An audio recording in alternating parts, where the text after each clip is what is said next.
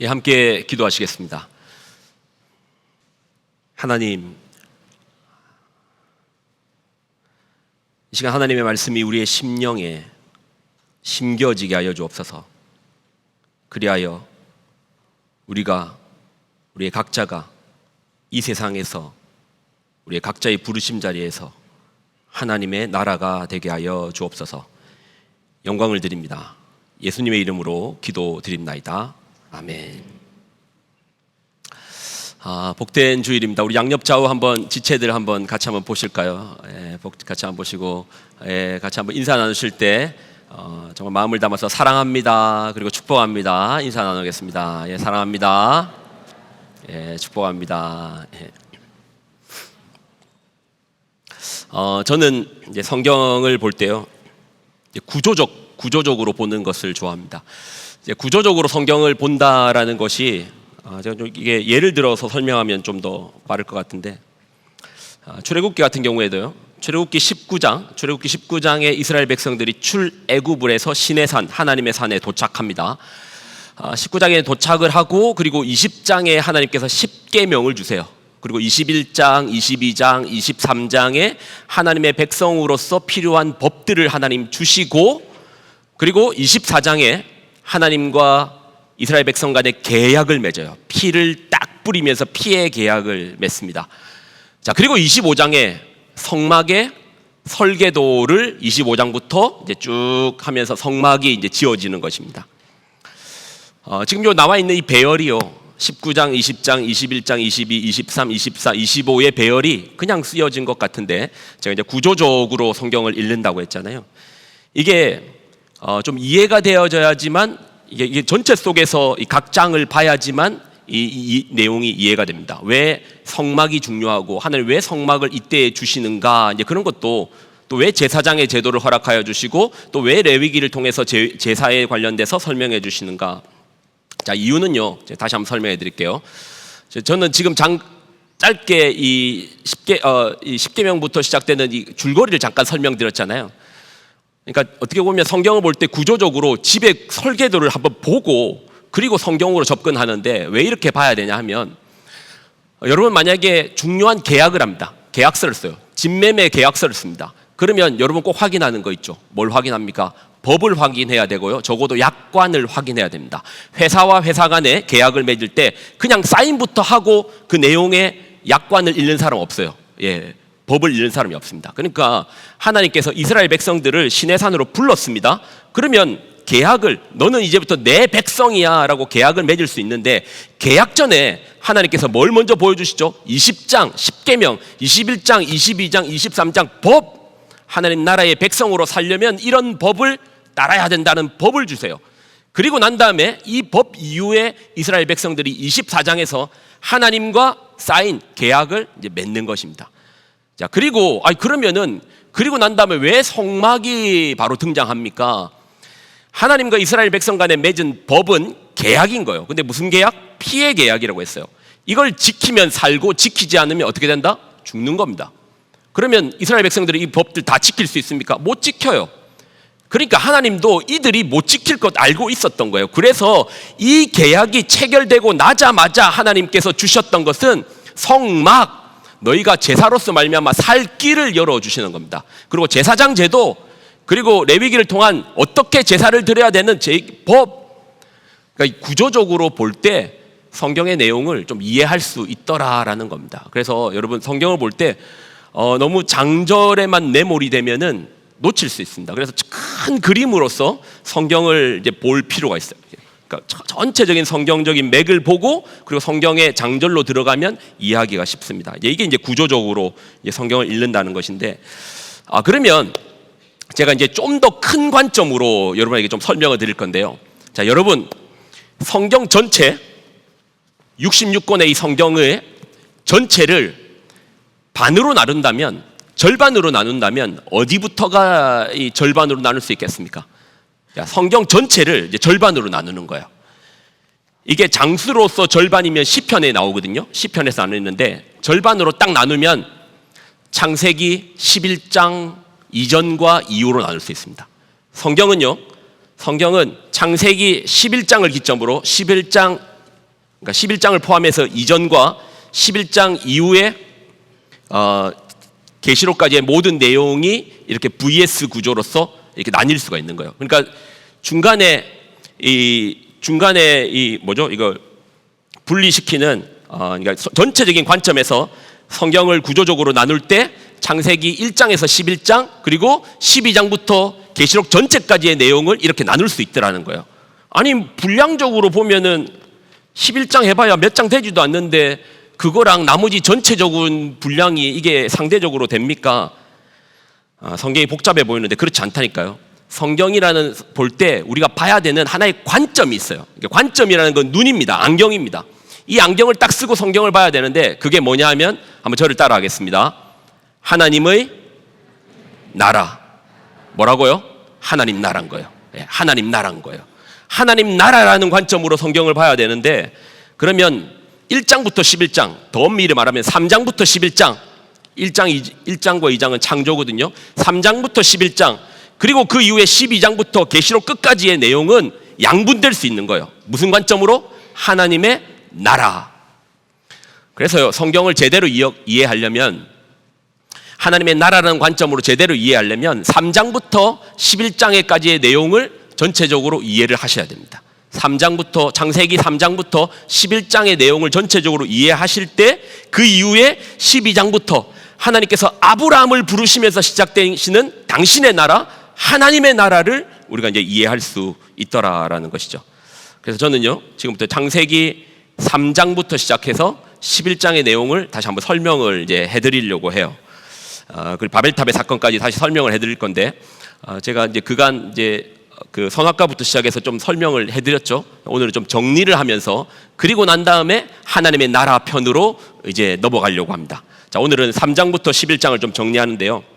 자, 아담이요, 창세기 3장에 죄를 지었습니다. 선악을 알게 하는 나무의 열매를 먹었습니다. 자, 기억나십니까? 선악과 설교했는데 선악과를 다른 표현으로 하면 뭐라고 말했죠? 대답 안 나올 줄 알았습니다. 저는 당황하지 않습니다. 다음에 또 할 수 있기 때문에 그렇게 기분 나쁘지 않습니다. 선악과를 뭐라고 했죠? 경계라고 했잖아요. 경계라고 했잖아요. 인간과 하나님 사이에 절대적인 차이라고 했잖아요. 영원하신 하나님과 유한한 존재, 창조주와 피조물에 결코 넘을 수 없는 그 경계를 이제 선악과라고 했잖아요. 근데 아담이요, 그 경계를 넘어 들어갔습니다. 아담이요, 절대 넘을 수 없는 그 경계를 넘어 들어갔습니다. 어떤 마음으로 넘어 들어갔습니까? 내가 하나님처럼 되리라. 내가 하나님처럼 되리라. 하나님과 인간의 절대적인 차이가 있음에도 불구하고 아담은 내가 하나님처럼 되리라라고 하며 그 경계를 넘어버린 거예요. 그래서 그럼으로써 인류에 뭐가 들어왔다? 죄가 들어왔다가 이제 원죄의 사건인 거잖아요. 인류의 죄가 인간의 몸으로 들어왔다라는 사실이 이제 원죄의 사건입니다.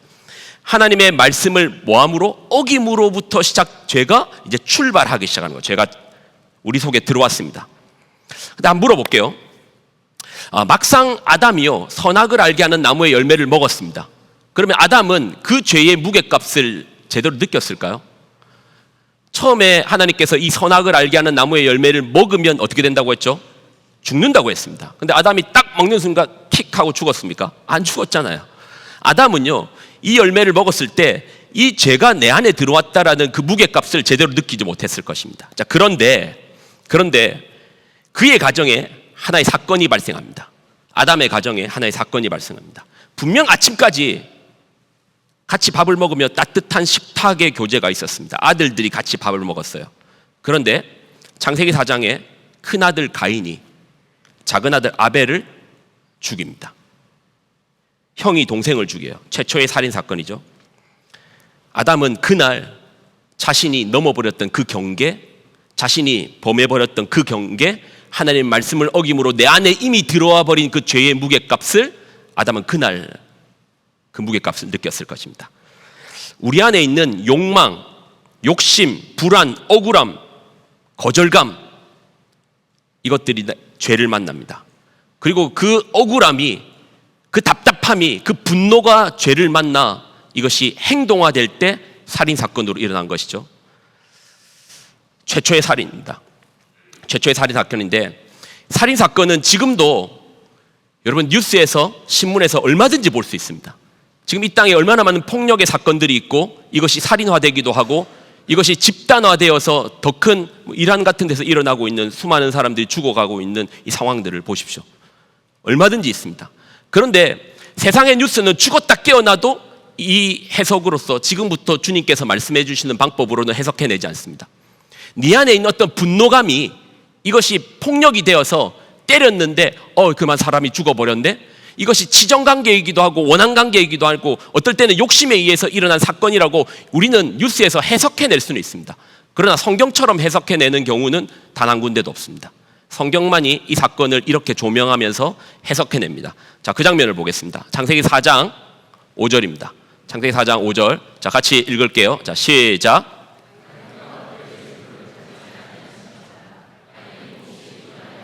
가인이 몹시 분하여 안색이 변하니. 가인이요? 하나님께서 동생 건 받아주시는데 내 건 왜 안 받아주시는데요? 하나님 왜 나는 받아주시지 않습니까? 그 거절감 또는 그것이 동생에 대한 열등감, 때로는 창피함, 분노, 내 안에 어떤 감정이 생겼습니다. 여기까지 우리가 다 이해하는 거잖아요. 자, 6절도 보겠습니다. 자, 6절 읽을게요. 시작. 분함은 어찌 됨이냐? 안색이 변함은 어찌 됨이냐? 자, 6절 이제 7절인가요? 자, 7절도 있습니다. 자, 7절이 중요한 절입니다. 잘 한번 읽어보세요. 자, 시작. 선을 행하면 어찌 낯을 들지 못하겠느냐? 선을 행하지 아니하면 뭐가? 죄가 문 앞에 엎드려 있느니라. 죄가 너를 원한다. 그러니까 너는 죄를 다스릴지니라. 가인은 다스리지 못했습니다. 8절까지 마저 읽을까요? 자, 시작. 가인이 그 아우 아벨을 쳐 죽이니라. 한번 물어볼게요. 가인이 내 걸 받아주지 않는 거예요. 하나님께서. 그게 섭섭하기도 했는데 이것이 분하기도 하고 동생 건 받아주는 걸 보면서 열등감도 생기고 이것이 화가 나서 동생을 죽였습니다. 그러면 이 잘못은 누구의 잘못입니까? 누구의 잘못이세요? 분노를 낸 주체는 누굽니까? 가인이잖아요. 그러면 이 살인 사건을 범한 범인도 누굽니까? 가인이잖아요. 그래서 세상은요, 이런 사건이 일어나면 범인의 지목에 대해서 가인이라고 정확하게 말합니다. 그러나 성경은 그렇게 말하지 않아요. 성경은 네 속에, 하나님의 눈 속에 이미 보였던 거예요. 가인, 지금 네 속에 있는 뭔가 또 다른 실체가 너 안에 있어. 그게 너를 원한다니까. 그게 지금 너를 흔들고 있다니까. 그러니까 너 흔들리지 말고 다스려라. 끌려다니지 말고 너 빼앗기지 말고 다스려라. 그게 뭔데요? 하나님은 지금 또 다른 실체를 말씀하시는 거예요. 우리 안에 아담의 죄로 말미암아 우리 안에 이미 들어온 또 다른 실체를 말하는 거예요. 죄가 너를 원한다. 그러니 너는 죄를 다스려라. 로마서 7장 17절에는 바울은 이 사건을 이렇게 해석합니다. 우리 안에 일어나고 있는 사건을 이렇게 해석해요. 자, 로마서 7장 17절입니다. 자, 같이 읽을까요? 시작. 내가 아니요 내 속에 거하는, 내가 아니요 네 속에 거하는 뭐라고요? 죄가 그랬다. 그런데요, 살인사건은 여전히 많이 일어나고 있지만 생각해 보세요.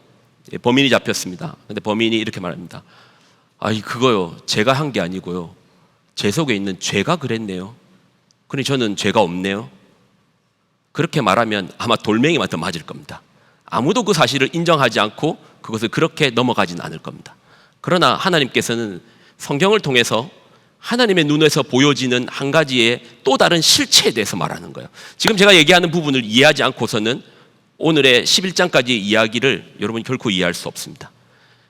그냥 우리는 죄와 나를 구분하지 못합니다. 이건 내 감정이고 내 분함이고 내 억울함이고 그래서 내가 행동했으니까 이거 네 죄야, 네 잘못이야 라고 말하지만 성경은 분리한다니까요. 그거 너를 붙잡고 있어. 그거 네 인생을 붙들고 있어. 송두리째 너를 흔들고 있어. 너 원래 그런 사람 아니야. 너 지금 잡혀 있으니까 그 족쇄 풀어내야 돼. 자유를 느껴야 된다니까? 아니요, 나는 내 멋대로 다 살 수 있는데요. 뭐 자유를 말씀하십니까? 오히려 하나님 당신의 말씀이 나를 더 갑갑하게 만듭니다. 아니야, 너는 붙들려 있다니까, 붙잡혀 있다니까, 그게 너를 원했다니까, 그게 너를 잡았다니까. 내 속에 들어온 죄가요, 무엇이라도 변할 수 있습니다. 우리는요, 사건화된 사건 중에 살인 사건 하나만 보았는데 우리는 죄 때문에 어떤 범죄자가도 될 수 있는 거죠. 거룩하게 옷 입고 강단에서 설교하는 목사도 그 죄 때문에 얼마든지 한순간에 성범죄자가 될 수 있고 또 사기꾼이 될 수도 있습니다. 자, 이제는 좀 다른 각도로 우리 속에 들어온 그 죄를 좀 더 보려고 합니다. 최초의 살인자가 되어있는 가인을 이제 좀 따라서 추적해 보겠습니다. 더 엄밀히 말하면 제가 지금 얘기하고 있는 건 죄에 대해서 이야기합니다. 이 죄가 어떻게 변화되는지를 우리는 살펴봐야 돼요. 자, 창세기 4장 16절 읽습니다. 창세기 4장 16절. 자, 시작. 자, 여기까지. 가인이 누구를 떠났다고요? 하나님을 떠났습니다. 여호와 앞을 떠났습니다. 가인의 인생에 이것이 죄가 행동화되었고, 그런 다음엔 우리 안에 느껴지는 감정이 있습니다. 이걸 뭐라고 말하죠? 세 글자로 뭐라고 말하죠? 죄책감이라고 합니다. 가인의 삶 속에 죄가 들어왔고 이거 행동화되었고 죄책감이 밀려옵니다. 우리는 죄책감이 밀려올 때 두 가지 반응이 있을 겁니다. 하나는 회개함으로 말미암아 하나님께로 더욱더 달려가는 사람이 있을 것이고, 그리고 그 죄책감을 느끼는 그 대상인 하나님을 떠나버린 거예요. 근데 가인은 떠나는 쪽을 선택했습니다. 창세기에서 아담이라는 족보가 있는데 여기에서 새로운 하나의 격가지가 나오는 겁니다. 새로운 족보가 등장하는 겁니다. 뭐로 말미암아? 죄에 사로잡혀서, 죄가 너를 원한다니까요.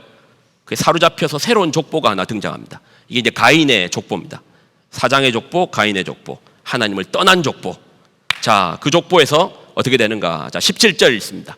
자, 17절 읽을게요. 자, 시작.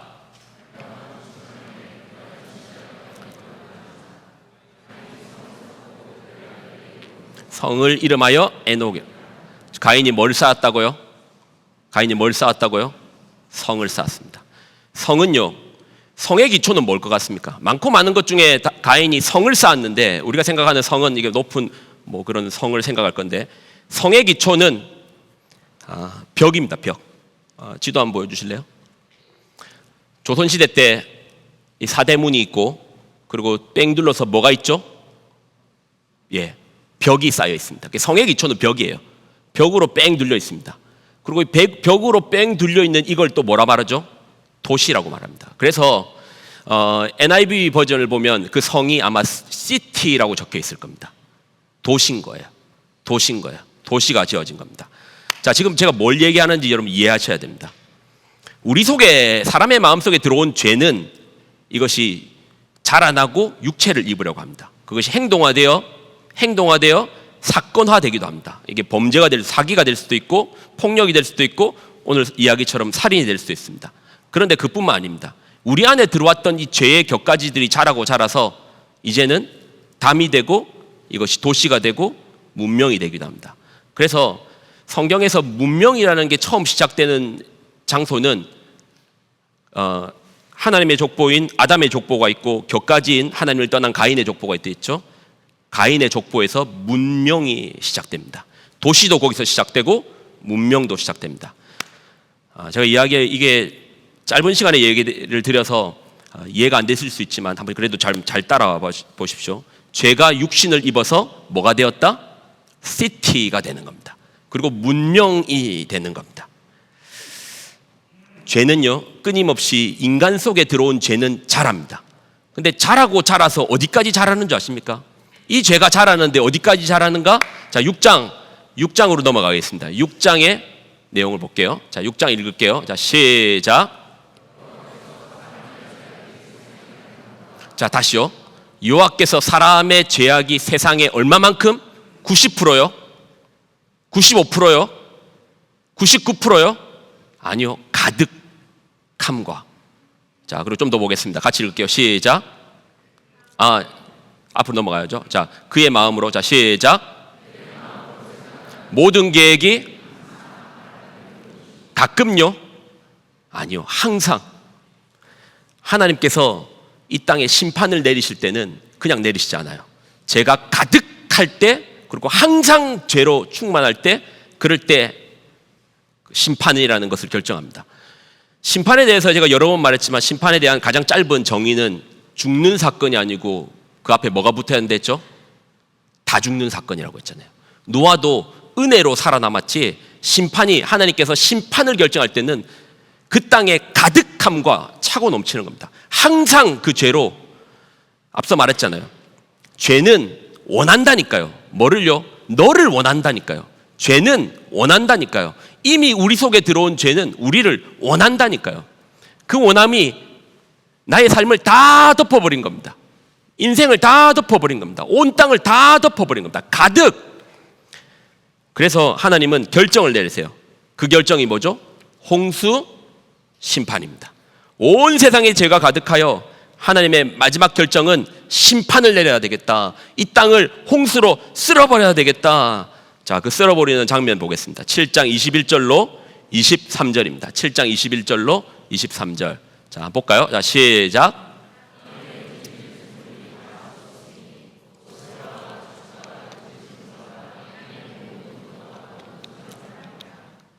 자, 22절. 육지에 있어 다 죽었더라.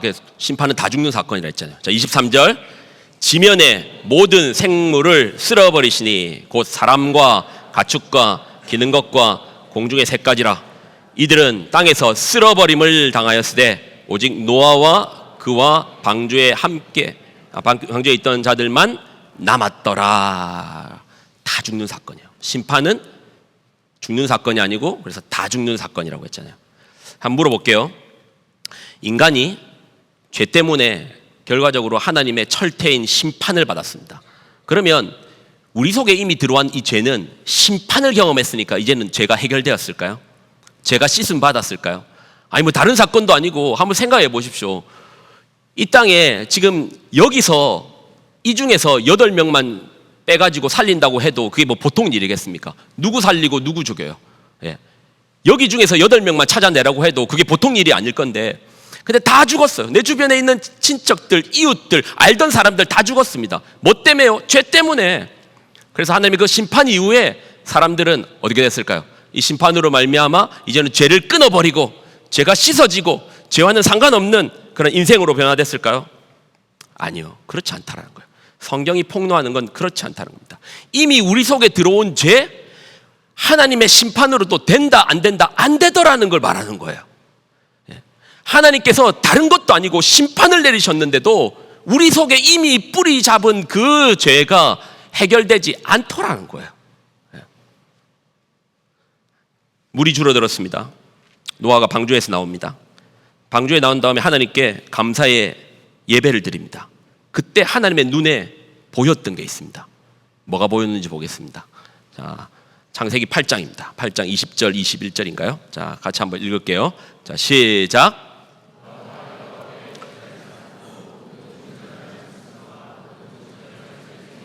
제물을 취하여 번제로 제단을 이제 하나님께서 보십니다. 자, 21절 볼게요. 자, 뭐가 보이는지 보겠습니다. 시작.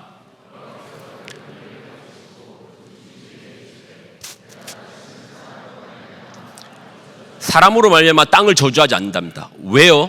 그 이유가 뭐죠? 사람이 이 심판 이후에 거룩해졌기 때문입니까? 그 죄의 문제가 해결됐기 때문입니까? 아니라는 겁니다. 계속 읽습니다. 시작. 이는 내가 전에 행한 것 같이 모든 생물을 다시 멸하지. 만약에 죄 때문에 심판을 내린다면 아마 100년에 한 번씩은 내려야 됩니다. 홍수 사건 100년에 한 번씩은 일어나야 돼요. 그렇게 해도 그 문제 해결되더라? 안 되더라는 거예요. 심판으로도 안 되더라는 거예요. 성경이 폭로하는 게 뭐죠? 우리 속에 이미 뿌리 내린 그 심판의 문제, 그 죄의 문제, 하나님의 심판으로도 안 되더라는 겁니다. 안 되는 거예요. 사람의 마음속에 뿌리 내린 죄의 문제는 사라지지 않습니다. 아무리 홍수의 심판으로서 이걸 다 쓸어버려도 그 죄는 씻어지지 않더라는 겁니다. 해결되지 않더랍니다. 여전히 자라남아서 다시 자라나더라는 겁니다. 그리고 우리는 지난 시간에 홍수 심판 이후에 이 심판에 대한 인간의 대답을 들었죠. 이 심판에 대한 인간의 반응을 보았죠. 그 대답이 뭐였죠? 그게 바벨탑이었잖아요. 하나님의 심판에 대한 인간의 응답이 바벨탑이었죠. 바벨탑의 내용이 뭐라고 했습니까? 하나님, 당신 아무리 우리에게 심판을 내려봐, 우리가 그렇게 호락호락하게 당할 것 같아? 이게 인간의 의지라고 했잖아요. 자, 그러면서 우리가 살펴봤던 한 인물이 있는데 누구라고 했습니까? 니무롯이라고 했습니다. 니무롯이라는 인물도 중요한데 성경에서 처음 등장하는 새로운 개념, 아주 중요한 단어가 새로 등장하는데 니무롯에서 나옵니다. 자, 그게 뭐라고 했죠? 자, 10장 10절입니다. 10장 10절. 자, 같이 읽습니다. 시작. 여기까지요. 뭐라고요? 새로 등장하는 단어가 뭐라고요? 그의 나라는 겁니다. 그의 나라는 누구의 나라죠? 하나님의 나라입니까? 아니요. 사람의 나라, 죄의 나라가 시작되었다는 겁니다. 자, 3장부터 이걸 도식화해 보겠습니다. 3장부터 11장까지의 내용을 그 다음 것 보여주세요. 인간 속에 이미 죄가 들어와 버리고 원죄의 사건이라고 하죠. 이게 몸을 입고 살인이 되고 이것이 도시 문명이 되고 그리고 결국 뭐까지 됩니까? 나라, 제국, 사람의 나라, 죄의 나라. 이 죄의 나라에 표방하는 메시지가 뭐죠? 바벨탑. 하나님, 그래도 우리는 하나님 믿지 않을 겁니다. 여기가 어딘데요? 그 말하고 있는 그의 나라가 어딥니까? 그게 바로 우리가 살고 있는 세상이라는 겁니다. 그러니까 창세기 3장부터 11장까지의 메시지는 우리가 살고 있는 세상이 어떻게 구성되었는가를 보여주는 거예요. 세상을 얘기하는 겁니다. 그러면 이 세상에 대하여서 하나님은 이 세상, 이미 완성되어 버린 세상, 이미 바벨탑을 건설하려 하는 이 세상을 대하여 하나님은 창세기 12장부터 당신의 나라를 시작하는 거예요. 한번 여러분에게 물어보겠습니다. 만약 여러분이요, 이미 완성된 이 세상 앞에서 여러분이 만약 하나님이라면 하나님께서 당신의 나라를 만드십니다. 여러분은 어떤 식으로 하나님의 나라를 완성하겠습니까? 여러분은 어떤 계획으로 하나님 나라를 완성하겠어요? 절대자인 하나님이시잖아요. 그러면 하늘의 천군을 불러다가 저 고약한 놈들, 근데 심판으로도 안 된다고 했잖아요. 그러면 하나님은 어떤 방식으로 당신의 나라를 이룩하십니까? 하나님 나라를 어떻게 건설하십니까? 유력한 자들을 모아서 강력한 왕을 일으켜서 그렇게 해서 하나님 나라를 건설하십니까? 아니요. 그러면 하나님은 어떻게 하나님 나라를 이룩하시는데요? 그게 이제 창세기 12장 1절부터 4절의 그 시작을 보여줍니다. 서막입니다. 자, 12장 1절. 자, 같이 읽을까요? 시작.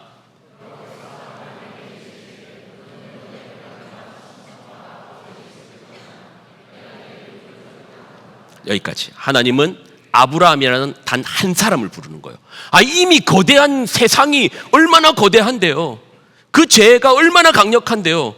씻어도 홍수 심판으로도 씻기지 않는 게 죄인데 하나님 고작 한 사람입니까? 고작 아브라함 한 사람입니까? 그걸 어떻게 하나님 나라를 건설해가지고 그 세상의 나라에 대항하겠습니까? 근데 하나님은요, 단 한 사람을 부르시는 거예요.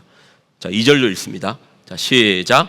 내가 너로 민족을 이루고 내가 너에게 복을 주어 내 이름을 창대하게 하리니 너는 복이 될지라. 자, 3절도 읽을까요? 시작. 너를 축복하는 자에게 내가 복을 내리고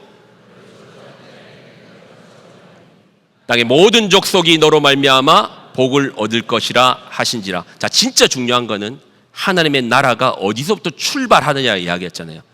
여러분, 세상은 어디에서부터 출발했습니까? 인간이 하나님의 말씀을 어김으로부터 시작되었습니다. 그러면 하나님의 나라는 어디로부터 출발하겠습니까? 그 4절이 이제는 그 출발을 정확하게 보여줍니다. 자, 4절 읽겠습니다. 자, 4절 시작. 이에 아브라함이 여호와의 말씀을 따라갔고. 여기까지. 어디서부터 출발한다고요? 한 사람이 하나님의 말씀을 따름으로부터 출발하는 거예요. 하나님의 나라는 한 사람이 하나님의 말씀을 따름으로부터 출발하는 거예요. 하나님의 나라는, 성경이 그토록 외치는 하나님의 나라는 한 인격이 하나님의 말씀을 만나고 그 말씀을 붙잡고 따름으로부터, 살아냄으로부터 하나님의 나라는 시작되는 겁니다. 여러분, 지금 제가 설명한 걸 이해하지 못하면 하나님 나라를 이해할 수 없습니다.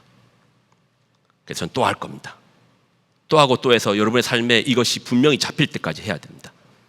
우리는 결국 성경이 메시지를 압축하고 압축하면 하나님 나라를 빼놓고서는 설명할 수 없습니다. 성경이 뭐죠? 하나님 말씀을 떠나서 하나님 에덴에서 쫓겨나고 하나님 말씀을 지키는 사람들이 다시 하나님 나라로 들어가는 것으로 성경은 끝마침합니다. 그게 계시록의 마지막이잖아요. 그런데요, 이 하나님 나라가 어디에서 출발한다고요? 죽어서 가는 나라입니까? 아니요. 이미 이 세상 속에서 하나님 나라를 이룩하시는데 어떻게 해요? 말씀을 어겼던 인간이 다시 하나님 말씀을 따름으로써 시작되는 겁니다. 작다고요? 이거 작다고요? 아브라함 함사는 작다고요? 예수님이 뭐라고 말씀하시는지 보십시오. 마가복음 4장입니다. 마가복음 4장 같이 읽습니다. 시작.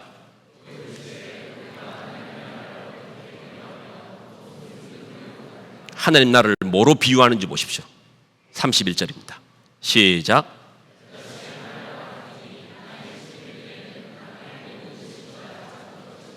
고작 겨자씨 하나인 거예요.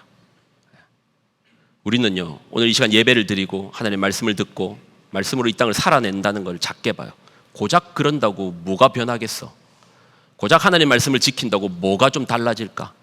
하나님 말씀에 따른다고 도대체 무슨 일이 일어날까? 겨자씨 하나를 작게 봅니다. 우리 습관화되어 있어요. 작게 봐요. 누군가 유력한 자, 큰 자, 가장 영향력 있는 자가 말하는 것은 들어요. 암만 허무맹랑한 소리를 해도 듣더라고요. 온 유튜브가 난리예요. 근데 작게 봅니다. 하나님께서 하시는 그 말씀 작게 봅니다. 근데 이게 우리 마음에 심기면 어떻게 됩니까? 자, 그 다음 절 읽을까요? 자, 같이 읽겠습니다. 시작. 심긴 후에는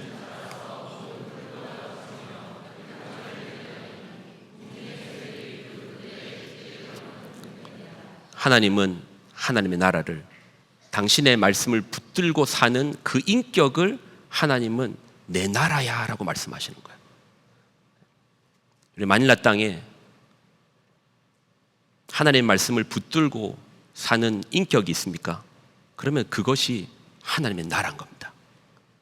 하나님의 나라는 하나님의 말씀을 붙잡고 살아내는 바로 여러분의 인생이 하나님의 나라가 되는 것입니다. 아멘이십니까? 여러분 끝까지 하나님 나라로 살아내는 여러분 되시기를 예수님의 이름으로 부탁을 드립니다. 우리 찬양으로 하나님께 한번 영광 돌리기를 소망합니다.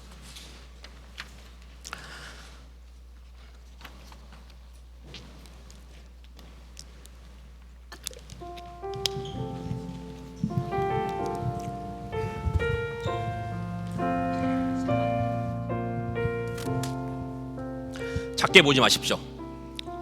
여기에 모인 우리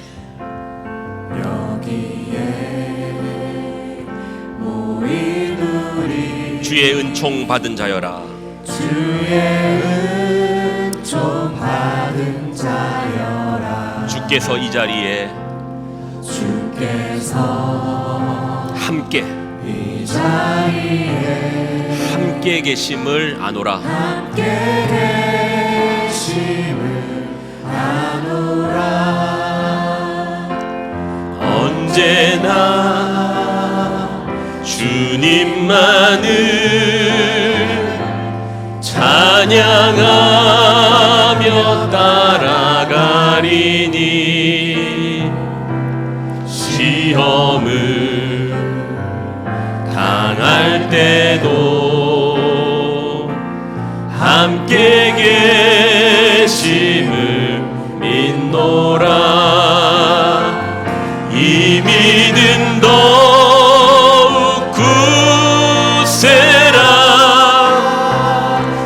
주가 지켜주신다.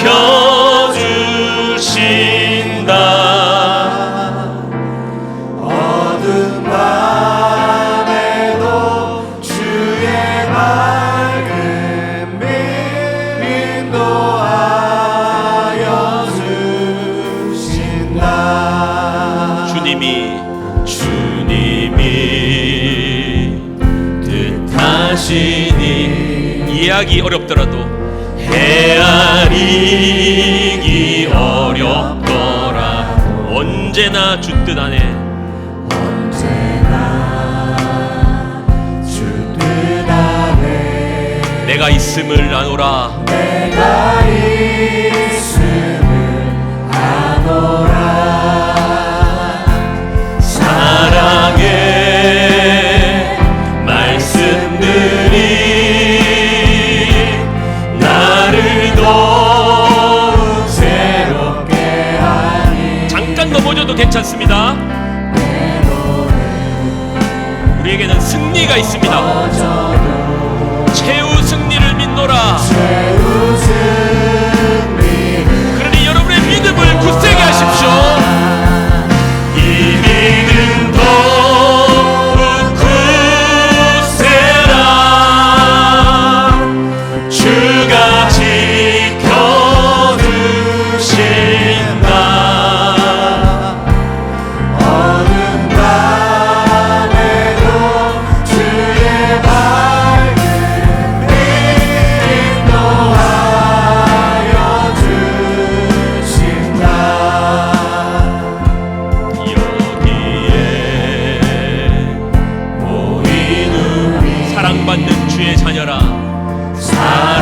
사랑받는 주의 자녀라. 주께서 뜻하신 일 주께서 뜻하신 누구를 통하여 행하십니까? 우릴 통해 펼치신다. 고통과 슬픔 중에 더욱 주를 의지하오니 어려움 이겨내고 주님 더욱 찬양하라. 이 믿음 더욱 굳세라. 주가 지켜주신다. 어두운 밤에도 주의 밝은 빛 인도하여 이 믿음 더욱 굳세라. 이 믿음 더욱 굳세라. 주가 지켜주신다. 밤에도 주의 밝은 우리 한 번 더 믿음으로 선포합시다. 이 믿음 더욱 굳세라. 이 믿음 더욱 굳세라. 주가 지켜주신다. 어두운 밤에도 주의 밝은 빛 인도하여 주의 뜻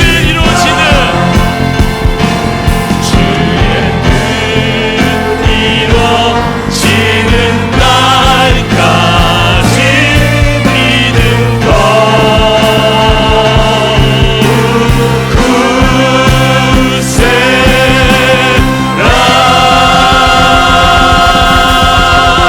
굳세라. 기도하겠습니다. 하나님, 이미 완성돼 버린 이 세상 가운데 우리는 살고 있습니다. 우리 안에 이미 들어온 그 죄 사라지지 않습니다. 심판으로도 사라지지 않는 것이 이 성경이 이야기하는 결론입니다. 이미 우리 안에 또 다른 실체가 내 속에 들어왔다라고 성경은 이렇게 폭로하여 우리에게 말해줍니다. 그러나 그 죄와 내가 구분되지 않습니다. 그러니 우리는 어쩌면은 족쇄에 묶여 끌려가는 그렇게 비참한 인생입니다.